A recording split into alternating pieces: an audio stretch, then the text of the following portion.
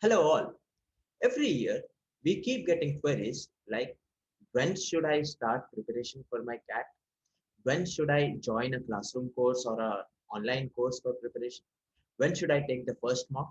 Should I start taking mocks right away when they are released or should I take it at the fag end so that I get enough practice at the end? How many mocks should I take before going to the actual CAT? Through this video, we aim to answer all those queries that you may be having at the back of your mind if you're aiming at CAT 2021. And we'll begin with a very famous quote from a very famous scientist in the field of data science, William Edwards Deming. And the quote goes like this: in God we trust, all others must bring data. And guess what? We have brought data to substantiate our answers for the questions that you may have. So let's take a look at what we have done. We have gone ahead and analyzed the data of the performances of our students who had enrolled with us for CAT 2020 across various courses. And the results are as follows. So, number one question: when is the best time to start your preparation? Let's take a look at the data of the super toppers of CAT 2020. What we mean by the super toppers here is people who have actually scored more than 98 percentile in CAT 2020. When is it that they have joined us?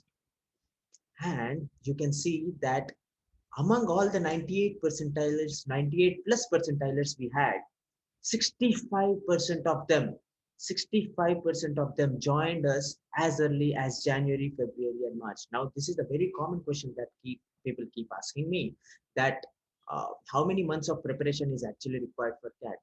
Well, data suggests 8 to 9 months is probably the best time to prepare for CAT. Time in hand that you need to have to prepare for CAT. While there are also people who have joined in as late as April, May, and June and have still cracked more than 98 percentile. But you can see that a substantial amount of people, substantial percentage or fraction of people who have scored more than 98 percentile have joined in the months of January, February, and March. So if you're still thinking, when should I join? Join now. When is the best time to write your first mock test?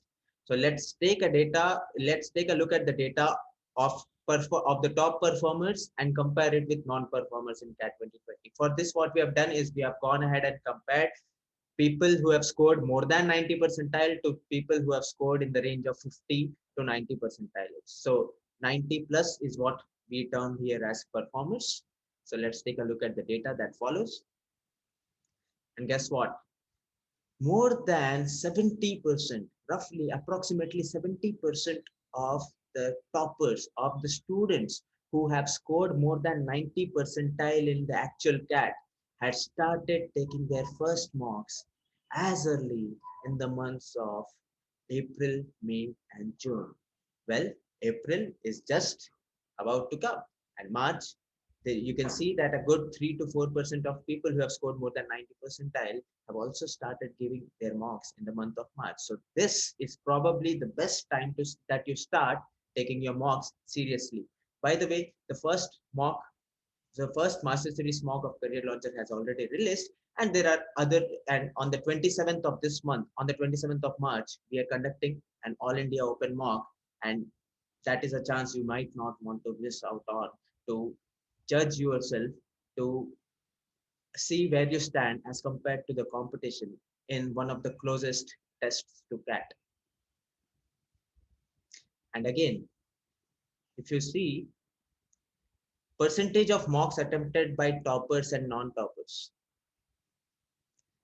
and percentage of mocks attempted in the months, you see that the toppers have attempted more mocks in the month of April and May.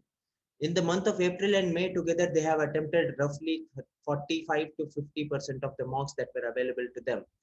And if you see the non-toppers woke up late, probably. They started attempting more mocks in the month of June. So April, May is probably the best time to start taking your mocks very, very seriously. Do toppers write more mocks on an average? Let's again compare the data that we have. Let's look at the different type groups of performers based on actual CAT scores. And guess what? People who have scored 70 to 75 percentile in CAT, the average number of marks taken by them is only 14.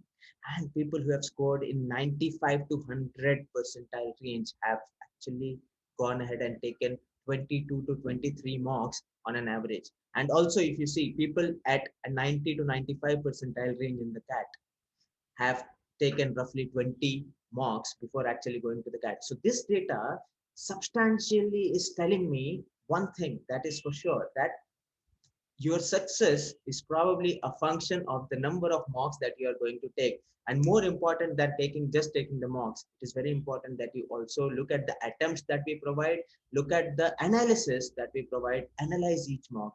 A good 2 hour, 3 hour mark will require a good 4 hour, 5 hour analysis.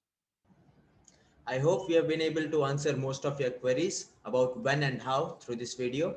We'll keep bringing more data driven insights to you. Stay tuned.